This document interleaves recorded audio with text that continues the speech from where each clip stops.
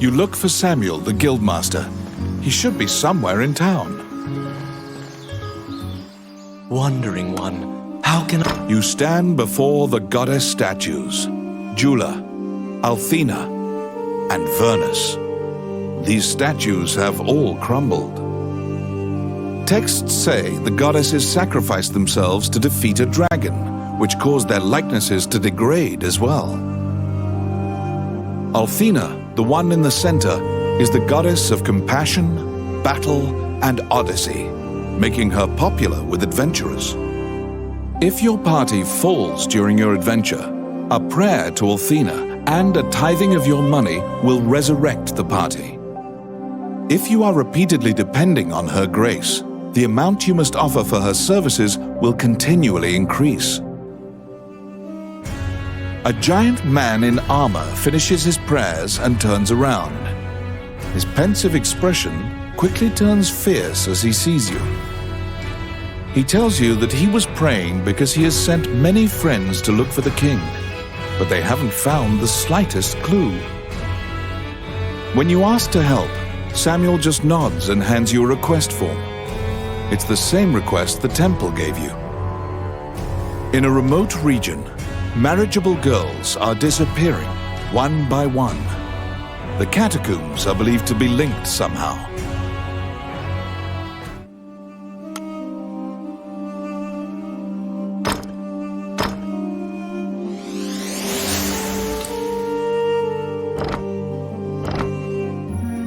As you leave the temple, a ragged old man slumped in the road calls out to you in a gravelly voice. His raspy voice makes it difficult for you to discern if he's even speaking your language.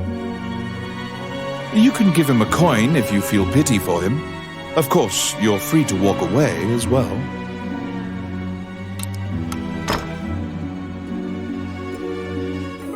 To solve the mystery of the disappearances, you head to the Catacombs. What do you need? Which one do you want?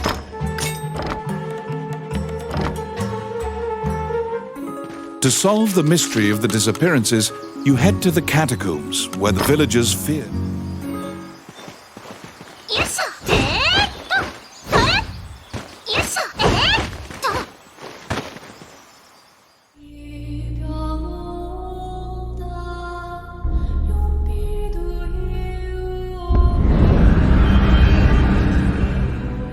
In the catacombs, stark white bones are strewn about the ground as far as the eye can see. The sheer number of the deceased is the only indication left of this area's former prosperity. Oh, I can do that. Outstanding.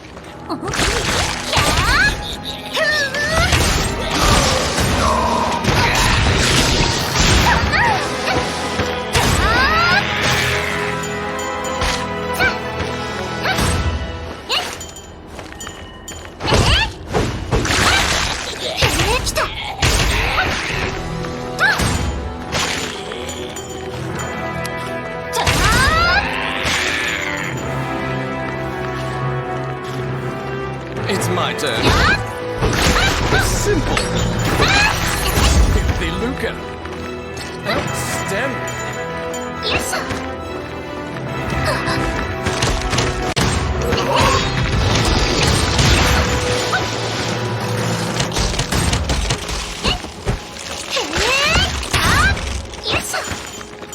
Oh my.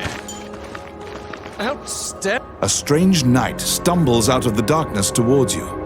You surmise that he is not of this world. The knight is muttering to himself, as if in a daze.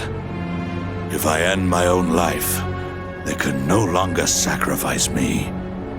When you move closer, the knight extends his hand. He's holding a scroll. When you accept it, the knight disappears. The path ahead of you is connected to the ruins of the castle colloquially called the Castle of the Dead. In olden times, whenever a girl disappeared, the locals would say she'd been called to the Castle of the Dead.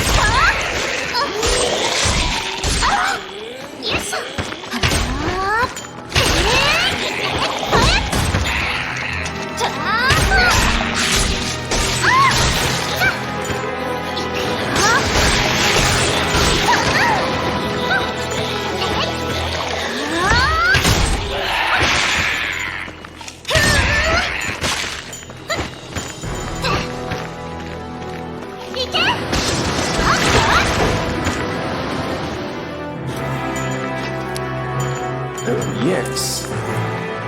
Oh, yeah.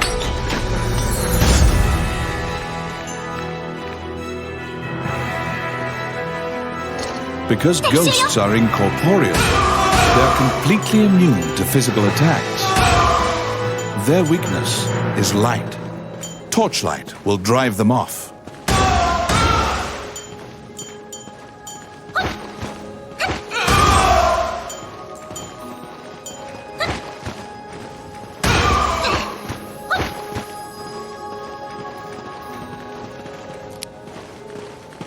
Let's see. Quit it! It's my turn.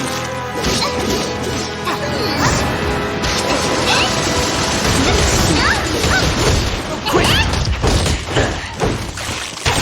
It's my turn. Voila!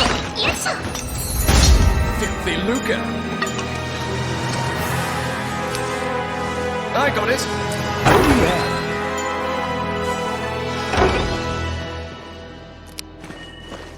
It's my turn. Voila!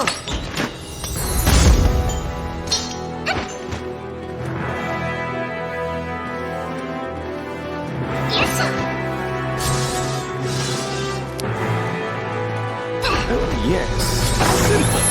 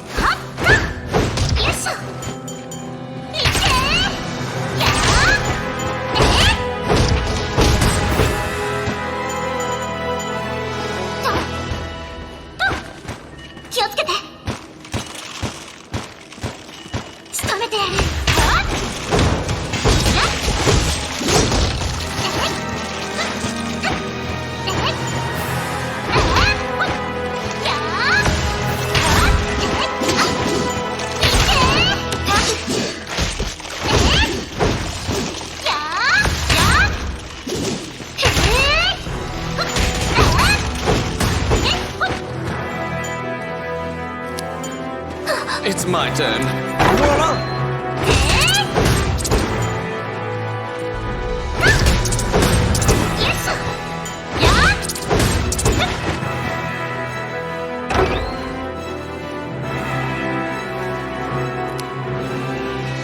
Let's see. Done.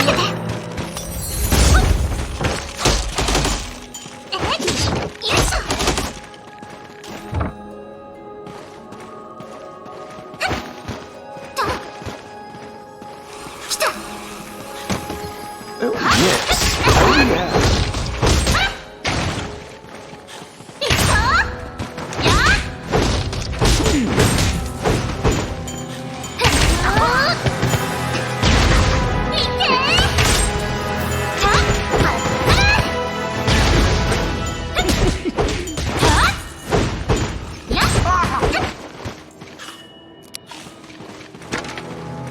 Let's see. Simple.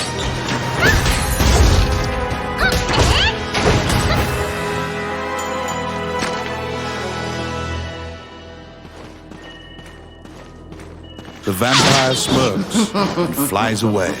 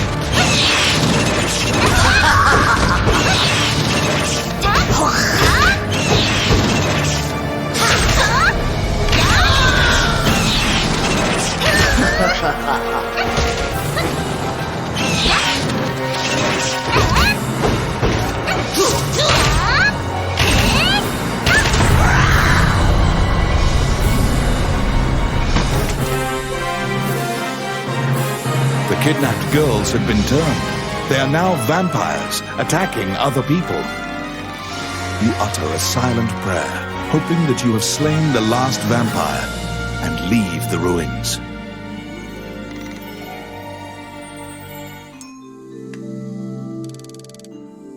In your hands is the bloody scroll that the ghost knight had given you.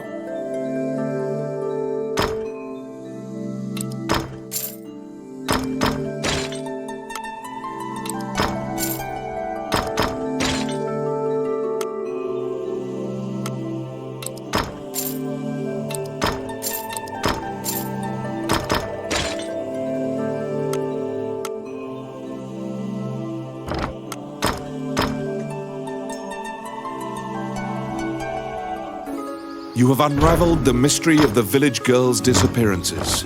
Obtain your reward at the guild.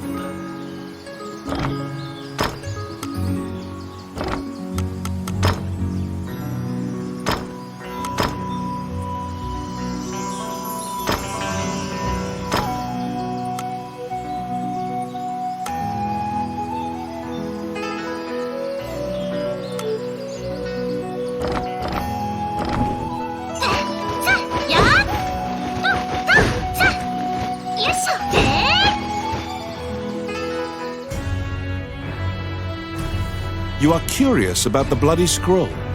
You show Samuel the scroll and tell him what you saw in the catacombs. After examining the scroll, the signature and other details indicate that it is a letter from the king to the princess. It is a report telling her that he had obtained the dragon's crown. You wonder if this letter is true. You can't deny that the ghost was clad in mail that was eerily similar to the king's armor, so perhaps this is true. The king's death will profoundly affect the kingdom and neighboring lands. Samuel orders you to report it to the castle. Back again. There's a request.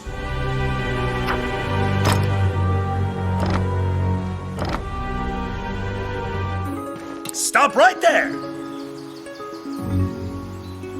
Immediately, you are overwhelmed by guards and thrown into the castle jail, charged for a crime you did not commit. This is a common fate for people who hold a royal secret. You are being removed from the drama at the castle. After a few days, the cell door opens. Once your eyes grow reacclimated to light, you see Count Dean standing before you. He unshackles your ankles and explains the situation to you. The Prime Minister had been jailing all of Dean's allies. As expected, Gustav was working for Bolga. He used a magical necklace to control the princess and influence Heidland. Once Dean got Princess Vivian to safety and confronted the Prime Minister, Gustav fled with a ship full of treasure. The princess apologizes for involving you in this. While she was a hostage, Dean couldn't confront the Prime Minister.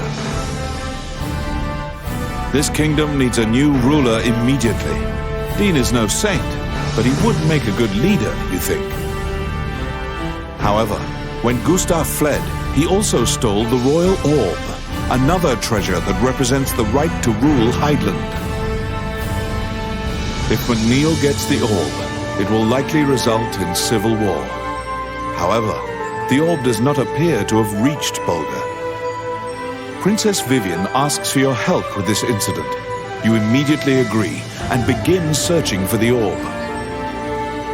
Gustav's ship chose a pirate route, likely to elude captors. Perhaps his artifice was his undoing. You should investigate.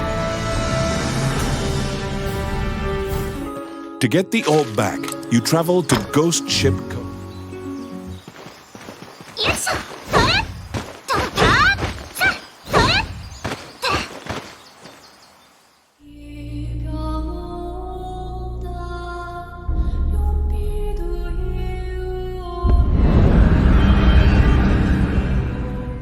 In the catacombs, stark white bones are strewn about the ground as far as the eye can see. The sheer number of the deceased is the only indication left of this area's former prosperity.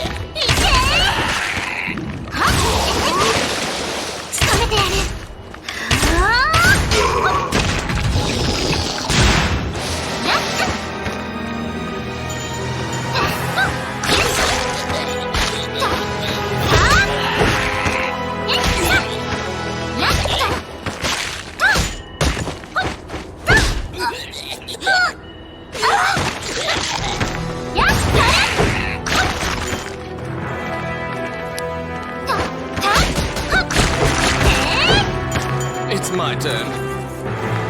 Done.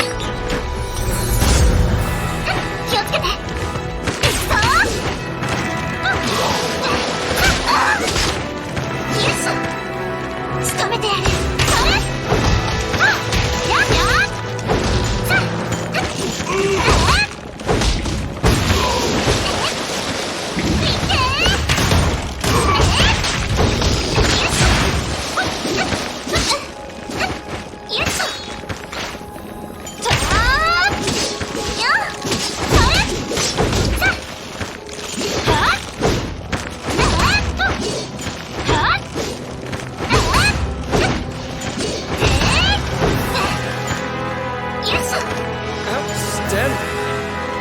Filthy lucre. The path ahead of you is connected to the ruins of the castle colloquially called the Castle of the Dead. In olden times, whenever a girl disappeared, the locals would say she'd been called to the Castle of the Dead.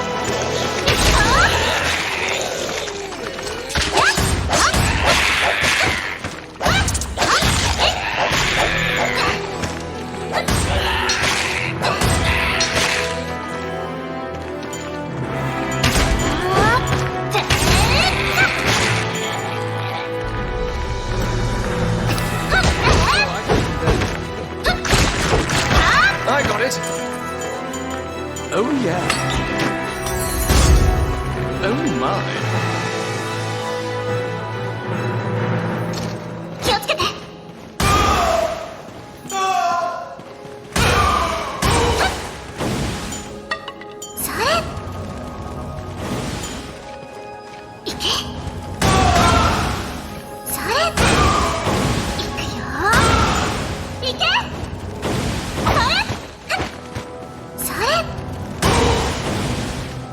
Oh, I can do that.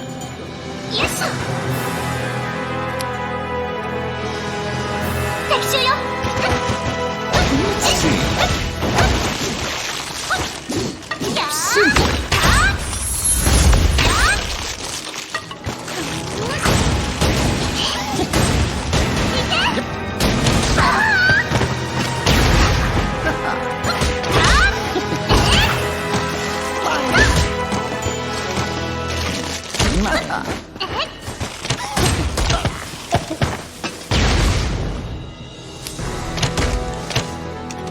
It's my turn.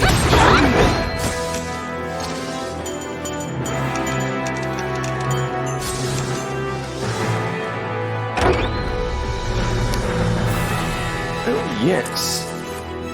Simple.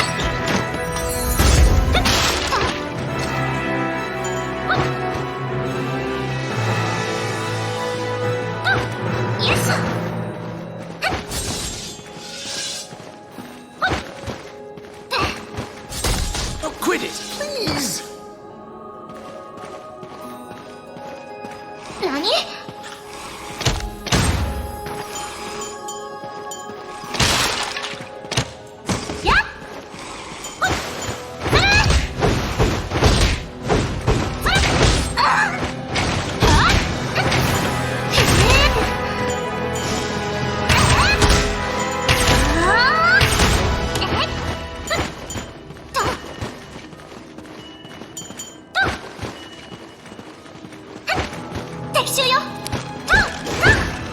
It's my turn.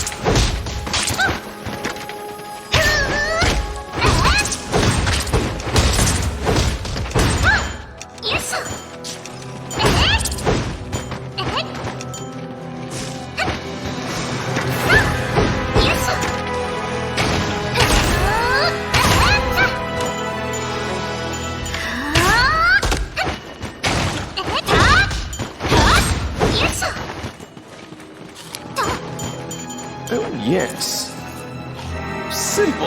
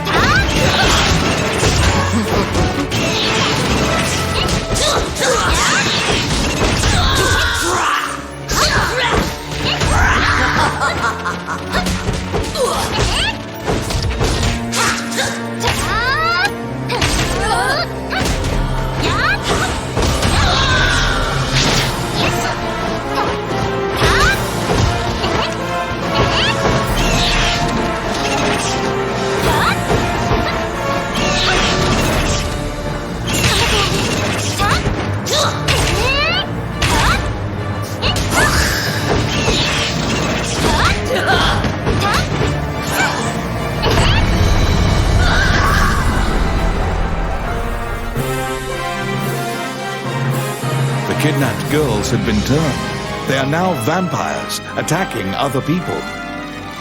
You utter a silent prayer, hoping that you have slain the last vampire, and leave the ruins.